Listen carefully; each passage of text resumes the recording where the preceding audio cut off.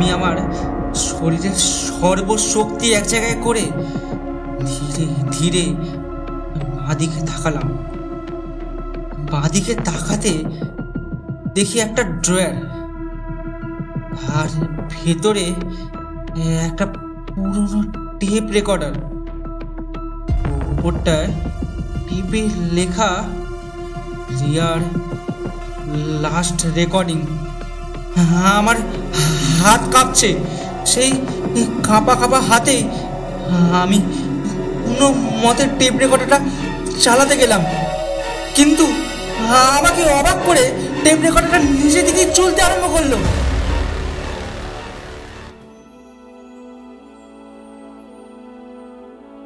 Hello, আমি অরিজিৎ। আগের একটু ঝলক শুনেই বুঝতে পেরেছেন আজকে আমরা আপনাদের জন্য কি ধরনের গল্প নিয়ে এসেছি। হ্যাঁ, আজকে আমরা আপনাদের জন্য একটি ভূতের গল্প নিয়ে এসেছি। আজকে আমরা নিয়ে এসেছি আপনাদের জন্য একটি বাস্তবের ওপার থেকে একটি চিঠি। এই গল্পের নাম বাস্তবের ওপারে। এই গল্পের সমস্ত চরিত্র এবং ঘটনাবলী সম্পূর্ণরূপে কাল্পনিক। বাস্তবের সাথে যদি কোনো রকম মিল থেকে থাকে তাহলে সেটি নেহাতি কাকতালীয় এবং সম্পূর্ণরূপে অনিচ্ছাকৃত। শুরু করছি আমাদের আজকের গল্প বাস্তবের ওপারে। তবে হ্যাঁ, শুরু করার আগে একটা কথা, যদি এই গল্পটি আপনাদের ভালো লেগে থাকে তাহলে লাইক, শেয়ার এবং কমেন্ট করতে একদমই ভুলবেন না, এবং এক্ষুনি আমাদের চ্যানেলটা সাবস্ক্রাইব করে আমাদের পাশে থাকুন। আমরা নানা স্বাদের গল্প প্রতি মাসেই নিয়ে আসি। শুরু হচ্ছে আমাদের আজকের গল্প বাস্তবের ওপারে।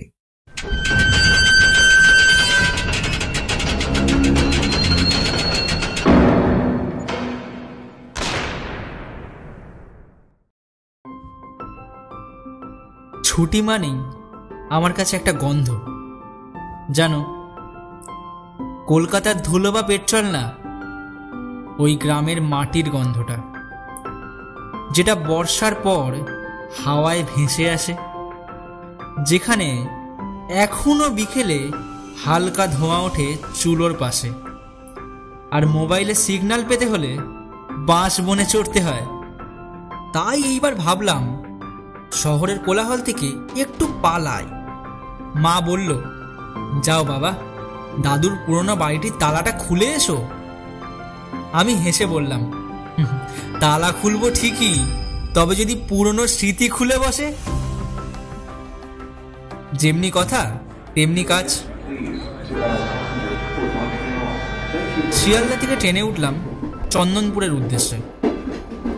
নিজেকে অনেকদিন পর বেশ স্বতঃস্ফূর্ত মনে হচ্ছিল।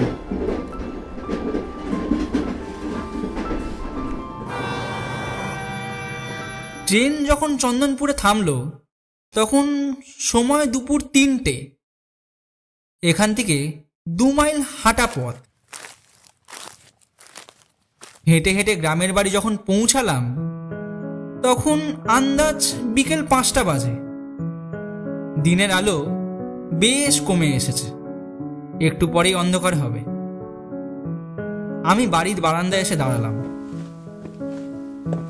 এই বারান্দায় দাঁড়িয়ে আছি প্রায় 15 বছর পর। দেওয়ালের ফাটলটা এখন আরো বড় হয়েছে। দাদু বলেছিল ভূতের নখের দাগ। আজ মনে হচ্ছে আসলে সময়ের নখের দাগ।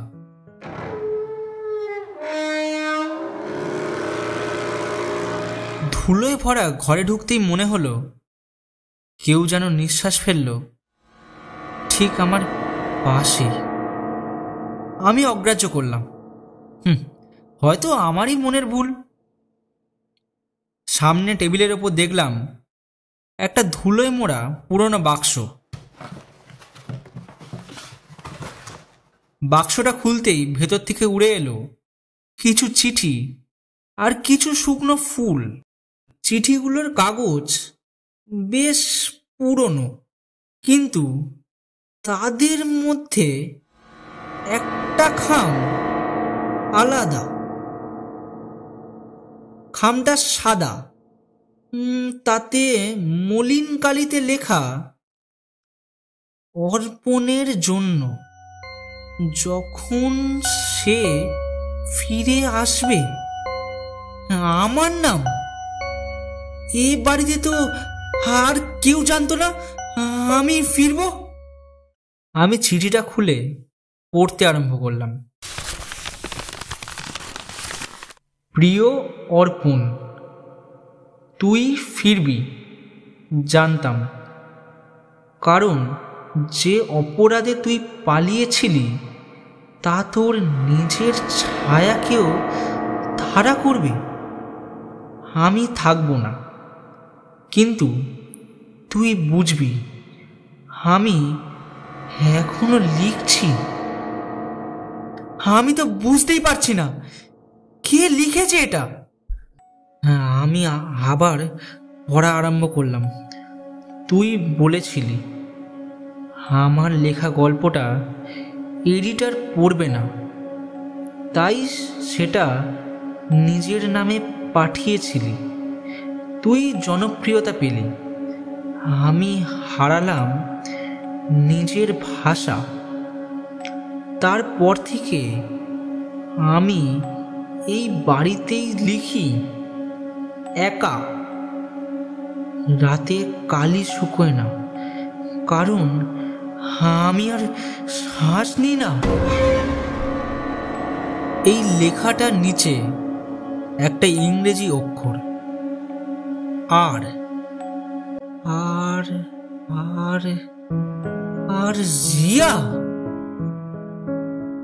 আমার কলেজের রিয়া, সে কিনা গল্প লিখত কাগজে কাগজে।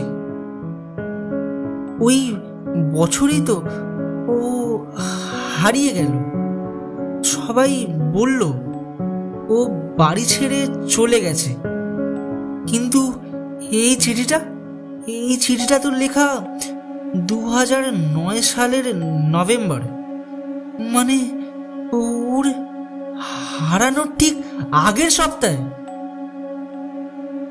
চিঠির শেষে একটা লাইন, যদি সাহস থাকে বাঁদিকের ঘরটার ডোয়ারে তাকাস। আমি আমার শরীরের সর্বশক্তি এক জায়গায় করে ধীরে ধীরে বাঁদিকে তাকালাম। বাঁদিকে তাকাতে দেখি একটা ড্রয়ার, আর ভেতরে একটা পুরনো টেপ রেকর্ডার। ওপরটায় টিপে লেখা, রিয়ার লাস্ট রেকর্ডিং। আমার হাত কাঁপছে। সেই কাঁপা কাঁপা হাতে আমি কোনো মতে টেপ রেকর্ডারটা চালাতে গেলাম, কিন্তু আমাকে অবাক করে টেপ রেকর্ডারটা নিজে থেকেই চলতে আরম্ভ করলো।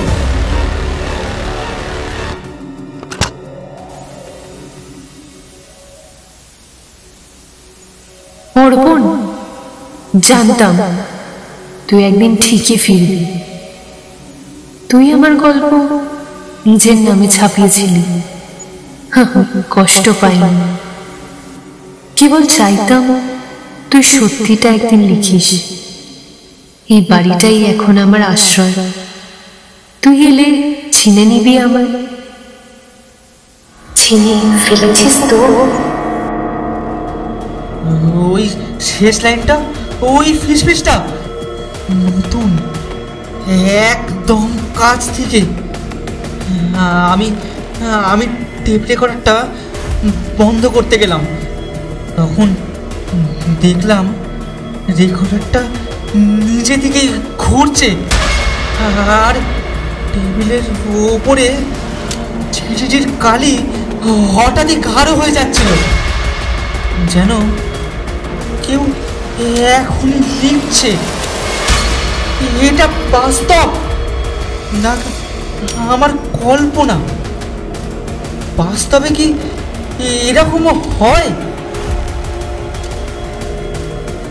আমি ধীরে ধীরে ঘুরে দেখি দেওয়ালে একটা ছায়া।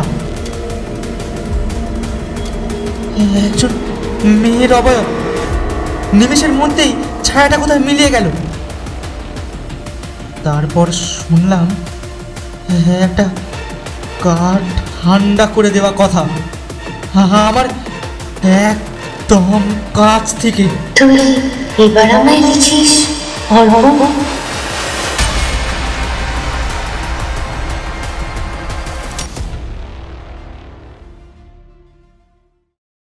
জানি না ভূত বলে কিছু থাকে কি না, হয়তো থাকে।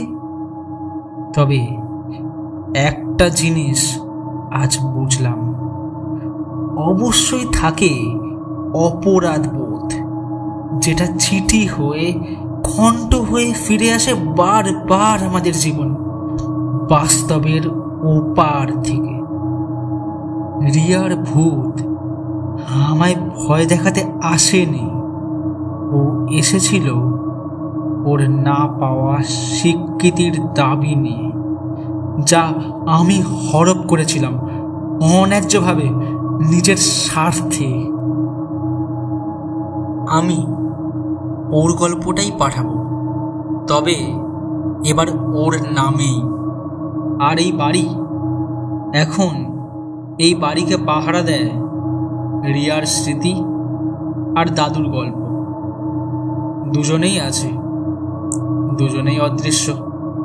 দাদুর ভূত নয়, রিয়ার লেখা আজও এই বাড়িতেই বেঁচে আছে। আর আমি কেবল এক পাঠক।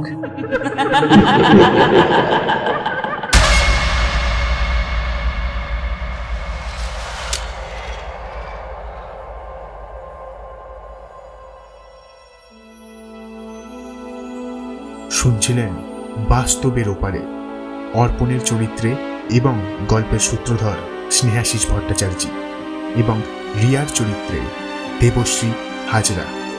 আবহ সঙ্গীত এবং পরিচালনায় আমি অরিজিৎ।